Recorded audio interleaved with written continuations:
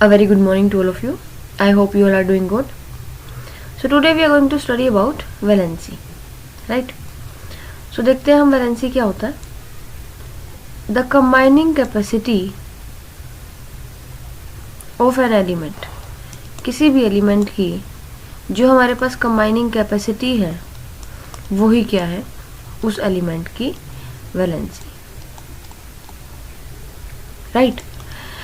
तो इसको हम समझते हैं थोड़ा डिटेल में.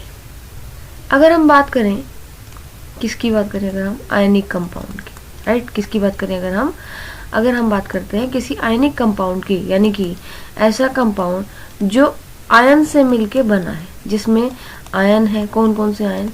एक तो पॉजिटिव आयन जिसको हम कहेंगे कैटायन, और एक नेगेटिव आयन जिसे हम कहेंगे anion. Positive ion and negative ion.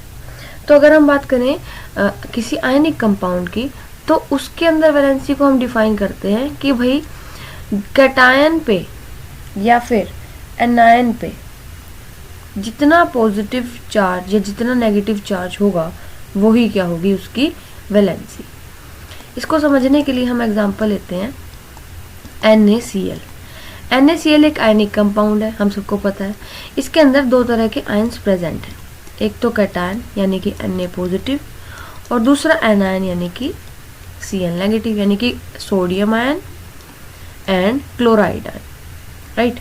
तो अब इस आयनिक कंपाउंड में ये जो कैटायन है, इसके पास ये हमारे पास प्रेजेंट है +1 चार्ज, और इसके पास प्रेजेंट है -1 चार्ज. तो इसीलिए जो सोडियम है उसकी वैलेंसी हो जाएगी +1, और जो क्लोरीन है उसकी वैलेंसी हो जाएगी -1, राइट. सो ये तो सिंपल बात हो गई. लेकिन अगर हम आगे थोड़ा सा इसको डिटेल में जाएं तो हम इसको कैसे समझ सकते हैं, देखते हैं. देखिए,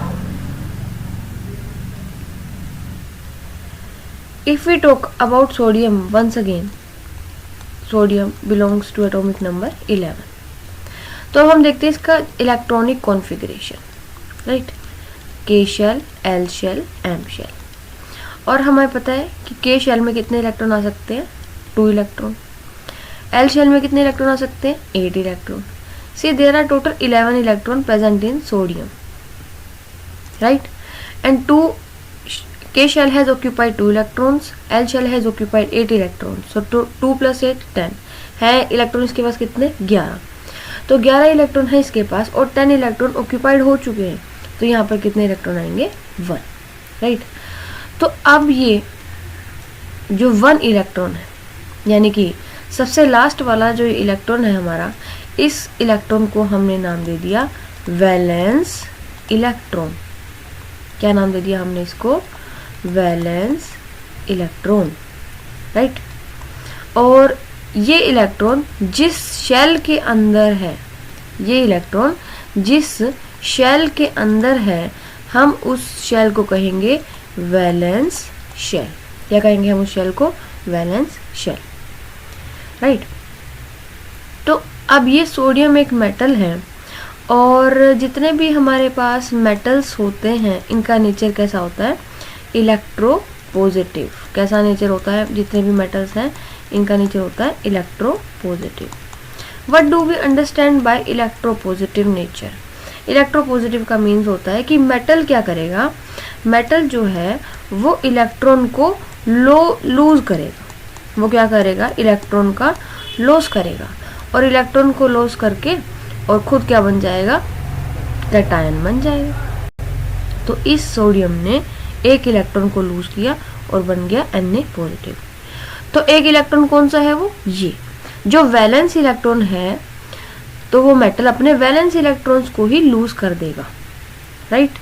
तो इसीलिए हम वैलेंसी कह सकते हैं कि the valency of sodium, valency of sodium metal is +1. +1. 1 का मतलब है कि एक इलेक्ट्रॉन गया है, और प्लस का मतलब यहाँ पर प्लस क्यों आया है, क्योंकि देखिए इस सोडियम ने जब एक इलेक्ट्रॉन को लॉस किया तो इसके ऊपर +1 चार्ज आ गया, और वैलेंसी क्या है definition, by definition I have already written here, by definition ये कहता है कि आपका जो वैलेंसी है आयनिक कंपाउंड में वो उसकी कंबाइनिंग कैपेसिटी है या फिर उस एलिमेंट पे जितना चार्ज है वही क्या है उसकी valency, right. So we will understand this by a different example. यानी कि अब हम देखते हैं मैग्नीशियम की, right. Okay, one more thing I would like to explain here is,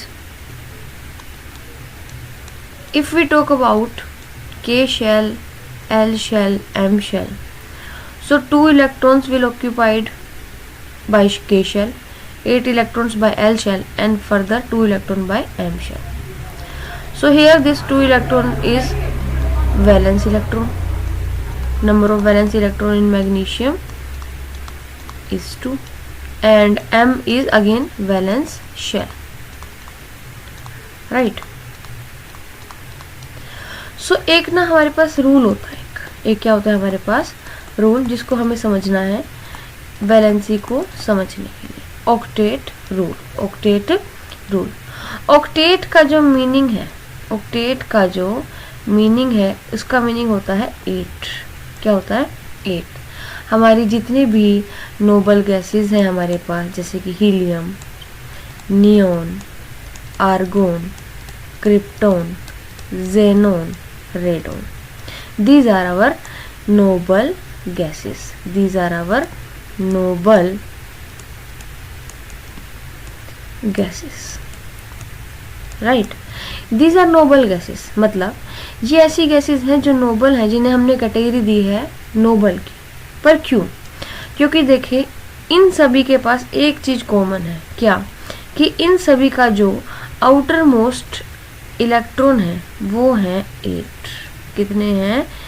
8 electron है इन सभी में, राइट। तो इसीलिए ये क्या है स्टेबल है और ये ऑक्टेट रूल को फॉलो करते हैं, right.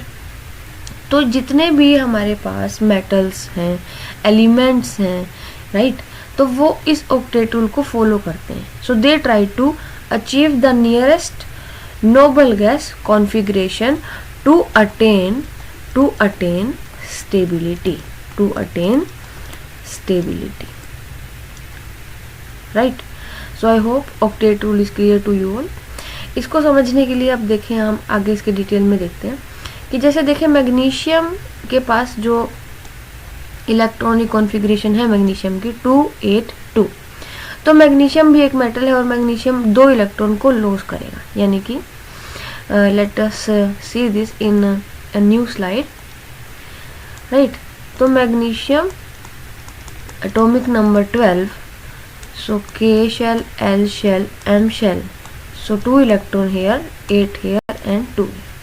So magnesium will lose 2 electron, यानी कि अपने वैलेंस इलेक्ट्रॉन को लॉस कर देगा, राइट। तो इस तरह से मैग्नीशियम जो है अपने 2 इलेक्ट्रॉन्स को लॉस कर देगा और बना लेगा Mg+2।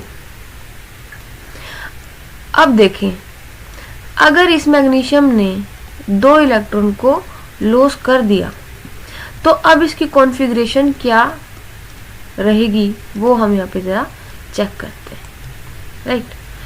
तो देखें 2 electron in K shell and 8 electron in L shell. Now the outermost